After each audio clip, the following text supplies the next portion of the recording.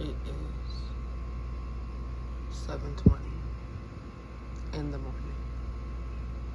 And I'm starting to understand that I'm not a workout in the morning type of girl. I'm a workout in the evening. I literally have more energy at night than I do in the morning. I'm just not a morning person. I'm not. But we're here. We've already lost 6 pounds. So let's get it.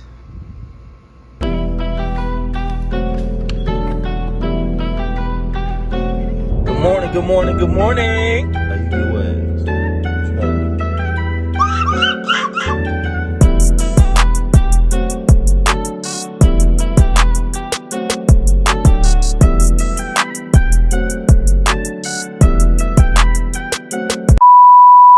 What's up, y'all? A lot has been going on. God is good. We'll update y'all soon enough. Okay? Let's get into it.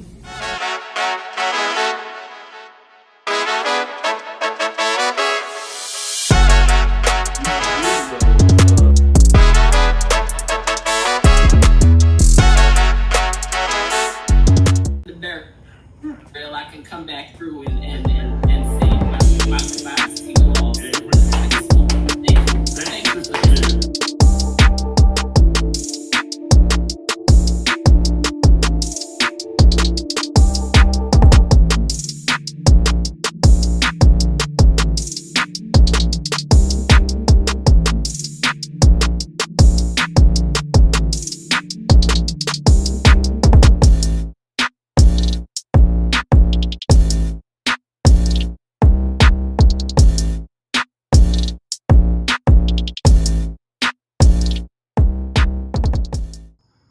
It is 7:40. Time to get ready for work and get this day started. Let's go. Do you finish a good workout? Watermelon juice for recovery is good, and it be cold. It's good for hydrating, and it recovers sore muscles. So this saves you, saves me rather, after a good workout. Good morning. Good morning. Good morning, Oh, Mommy. Mama. good morning. Did you sleep good? Hmm. You had good sleep? Mm-hmm. You ready for school? Mm-hmm. So, this past Wednesday, yesterday, today is Thursday, we had you sitting, and I had to give a message. Okay. So before we get into the message part, the definition for honor is a verb. Like, honor can be a noun or a verb. So the definition that we're going to talk about today is to fulfill or keep an agreement, right? But before we get all extra, I'm going to tell you all a fun fact about Miss Simona. Miss Simona hates movies, okay? Like, I don't like to sit down and watch a movie. I would much rather a TV show girl. Like, give me a show that's 8 seasons long, 20 episodes per season, that's me. I like to sit down and binge watch a show. Mr. Kyrie is a movie person. We'll watch a movie together, but I'm just not put this movie on type of person. But I do have a top 5 when it comes to movies, okay? Which is what I'm going to talk about today is Mulan, right? Disney movie. Who's seen Mulan? Okay, all right. I like Mulan because when you turn on Mulan, you don't really have an idea what it's going to be about, right? The opening scene is real dramatic. There's a whole bunch of extra stuff going on. But after the opening scene, it cuts to her playing with her dog in the field. Like, girl, what? Hold on. This is not what I expected. And so, in that movie, it's like her family and her have 2 different things that they're committed to. And like I just said, commitment leads you into honor. So her family is committed to making sure she get married, she find a man, she become honorable, she bring good fortune and luck and all that stuff in her culture to her family. And her commitment is to keeping her family okay, making sure they're safe, making sure they're well taken care of. And in the first 8 minutes of the movie, you see Mulan trying to take care of her father and portraying a man. And I say this, I mean, they came into their village and was like, hey, we finna go to war, pack it up, we need all the men in here to get your sword, get all your stuff, and we gotta go. But there's a line in the movie where Mulan says, if I were to truly be myself, she would break her family's heart, right? One thing that you can take away from that line is, although Mulan's family had an idea of what they had for her, and like it looked good on paper, they want you to be married, they want you to have kids, they want you to bring good fortune to their family, it could never line up with who God created her to be on the inside. And God, you know every need. You know Miss Sulemana, her testimony of leading the way of what it looks like to fully surrender to you, God. We pray even now, Lord, for every heart that is represented here, that you would speak to their hearts, you would speak to their minds, you would show them, God, that you have the perfect plan. Yes, that message kind of was like a point where it was different for me in the sense of like what it required of me, the level of vulnerability it required of me, and the expectation that I know exists of like following steps action wise, in the sense of like, okay, so it was nice to be in church, have a good message, all that stuff, but to take it from being an emotional moment to a life change, that's the part where it's like, I don't know what it looked like. But the beauty in all of that is, even though I have no clue what next steps are, what it look like, I don't know. Like, honestly, I have no clue what it would look like to better the relationship with my grandma. And it's not to say, I'll come back to the part, but I don't know what it looks like. But the beauty in not knowing is the fact that the same God that brought it to my attention that it was an area of dishonor in my life is the same God that's like, but baby, you don't have to do it by yourself. If you just, the same way I told you to honor your mother and father, it's the same way that I have instructions for you in the same way you found out that. Like, I'm not just going to point out the wrong and point out the blemish and say, oh, but I don't know how to tell you to fix it. Like, you know, you got them people that be around you. It's like, oh, this ain't right, but I ain't got no solution. The same God that can point out and show me where it's wrong is the same physician that can go in there, insert, get the cut right, get that out, and get the right thing in there. So that's the hopeful part of this. But I also want to clarify, it's not like me talking to Kyrie yesterday after Wednesday made me realize like there's an area of my life my grandma did show up. And I have to give credit to the fact of like, she has told me before, like, Sonia, you's like the one grandchild who I never really have to worry about. Like, I knew you was gonna be okay. And in a moment where it was unknown, I'm gonna say unknown if I was gonna be okay, because that sounds real dramatic, like I was gonna be okay, but like in the area where it was like an unexpected thing for me, it was like when I was pregnant, I had Isaac and I was still in college. Isaac was born in October, and in college, the semester don't end until December. So it was really like, I was still driving 5 hours back and forth to school. Isaac moved, when I had him, he went with my parents, and because I was still in school, like I'm not gonna drop out. We at the end of the semester. So she came from Mississippi instead of my parents' house to help with Isaac while I was in school. So to her point, like, I just never had to, yeah, I love you, all that stuff, but you wasn't the Grinch I had to worry about. You wasn't the one I had to come rescue, save, make sure they was, all that. Like, that wasn't you. But I could mark back, and this was from conversation with Kyrie in a time of like, she showed up for me. There was a time where, okay, your granddaughter needs you, she was there. But I also can't fault the way that she showed love. And I truly feel like, y'all know how God got a sense of humor?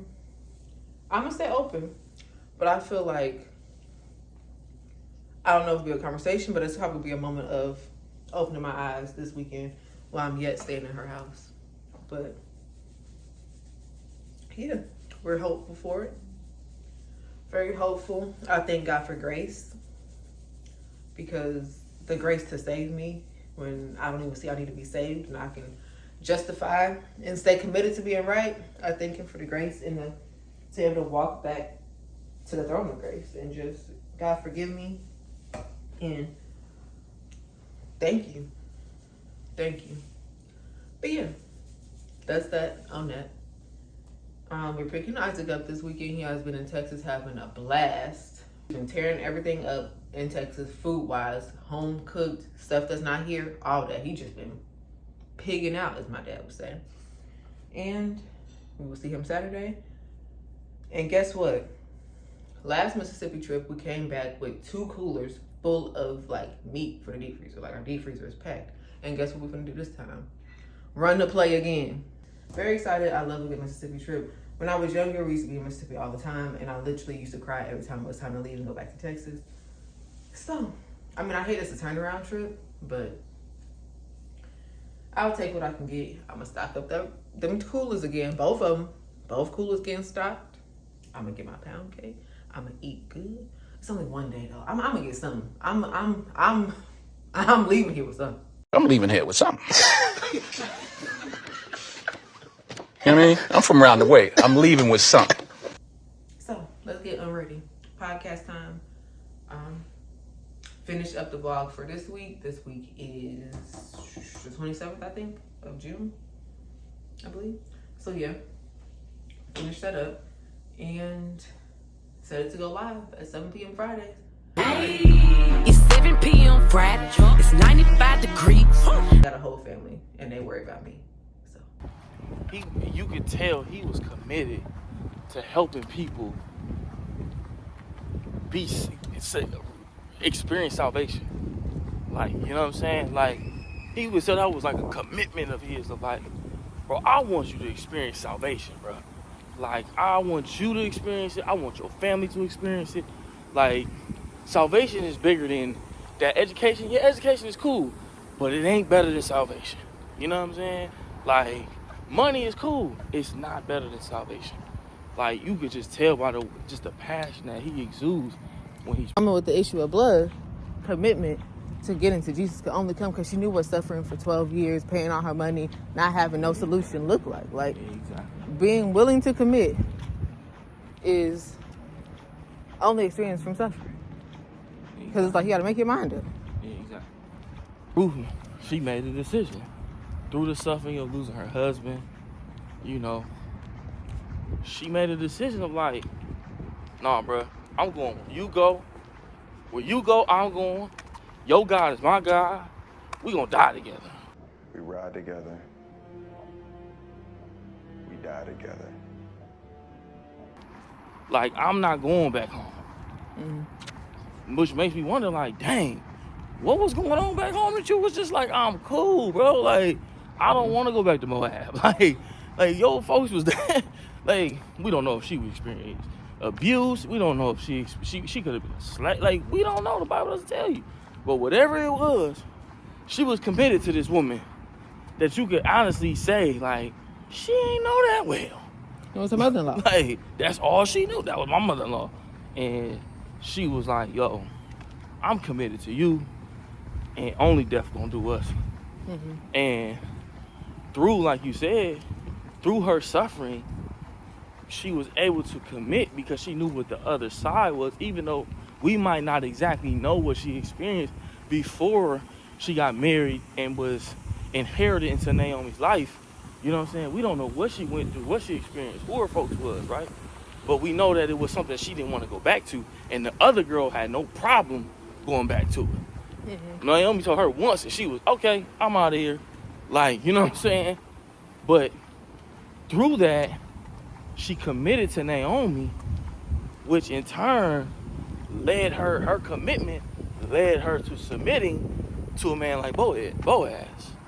She doesn't even meet Boaz or come across Boaz.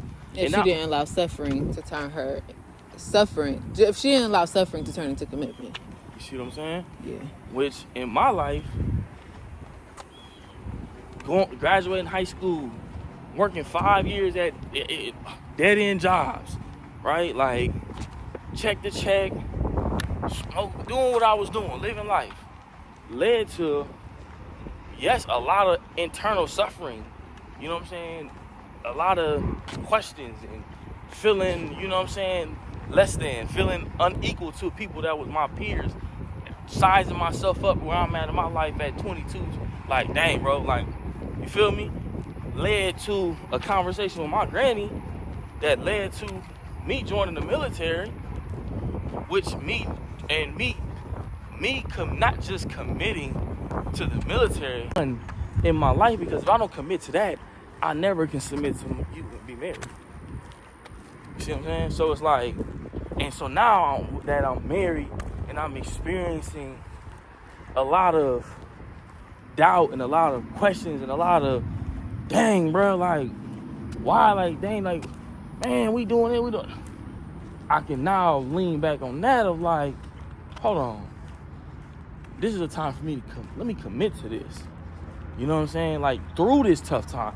And I'm able to commit because I know what this other side, I can say forget it, but it's still gonna end up like this.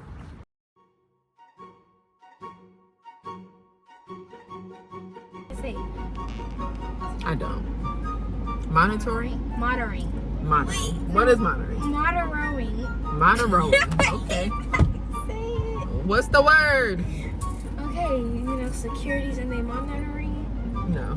Securities don't monitoring. What did I do then? Monitor. Ooh, you about to mess me up. Monitoring. Monitoring. You said it so much, you don't even sound right no more. Go ahead. Okay, if you was monitoring. Monitoring. Okay, let's bypass. What was you about to do? This. Nah. I did this first. Okay. And I switched. There was too much hand movement going on.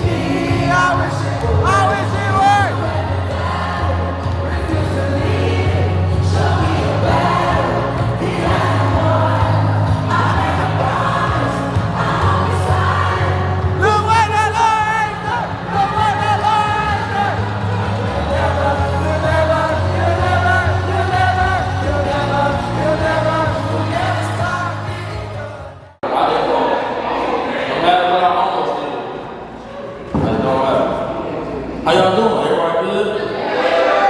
Alright, so I see a few new faces. So I need y'all to get up, put your Bibles down on the seat, and go say hi to people that you don't know. Like, we got, what's your name?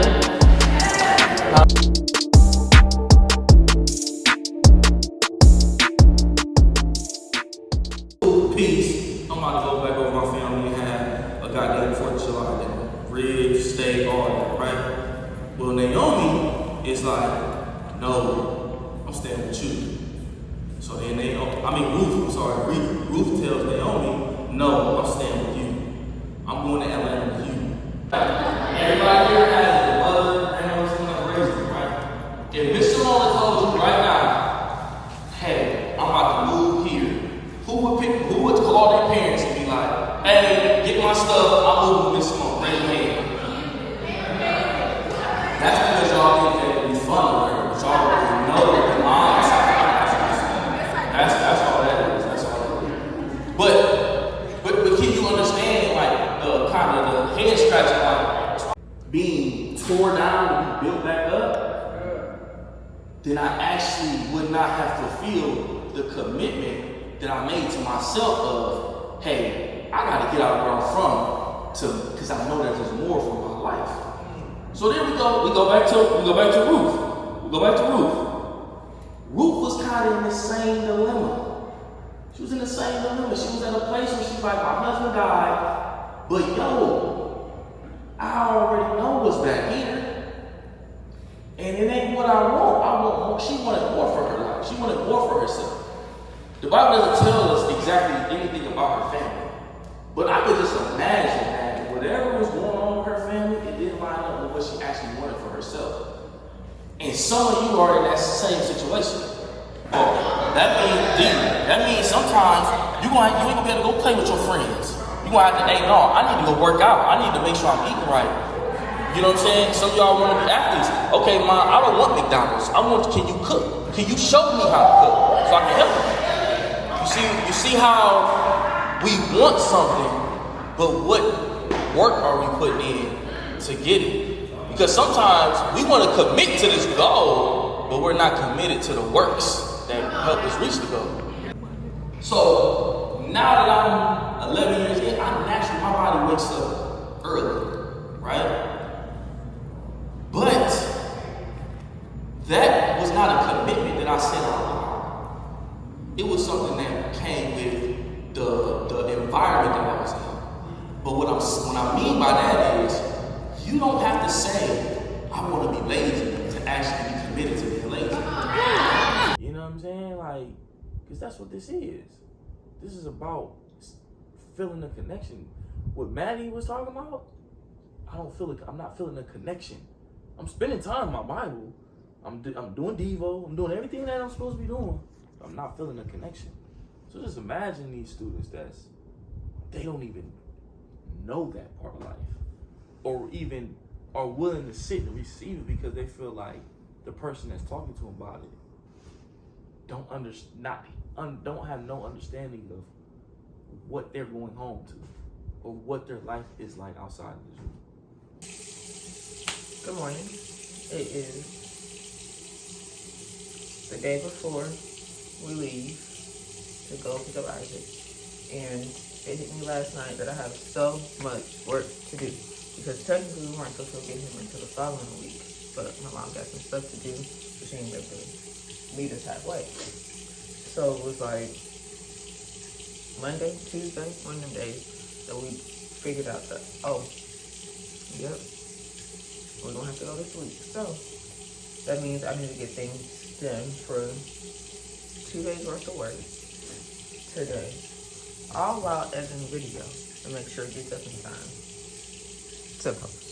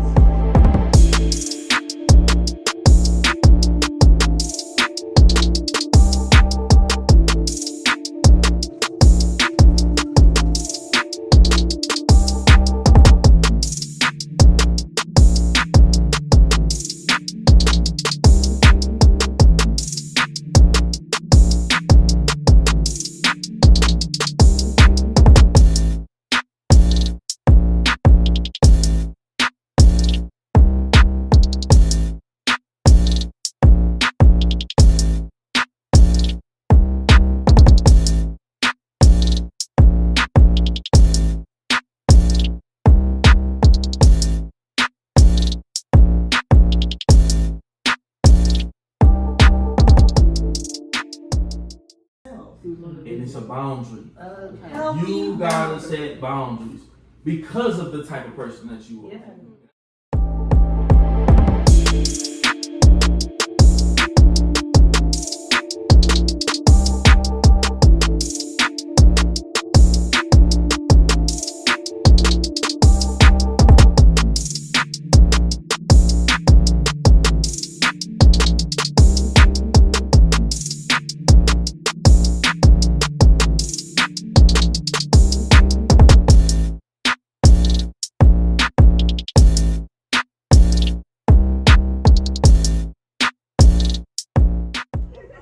I'm gonna just say this out loud right now. I'm tired, I'm irritated, and I'm sleepy. I have to go be social at the event that I don't really want to be social at. I want to go to sleep. I am tired.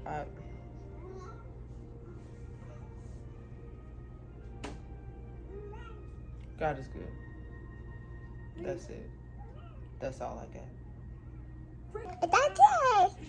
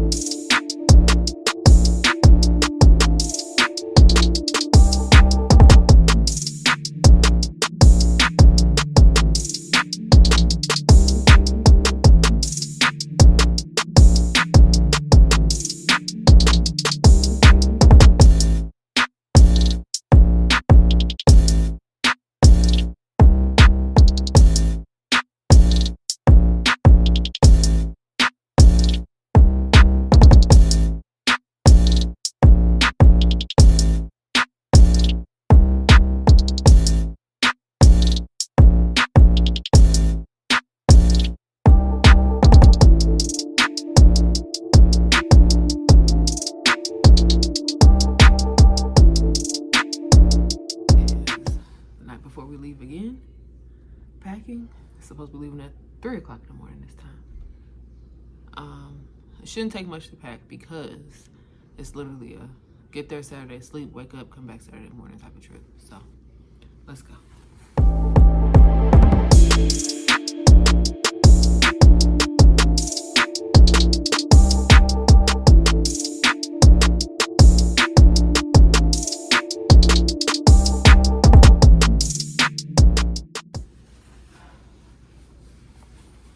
And we're done.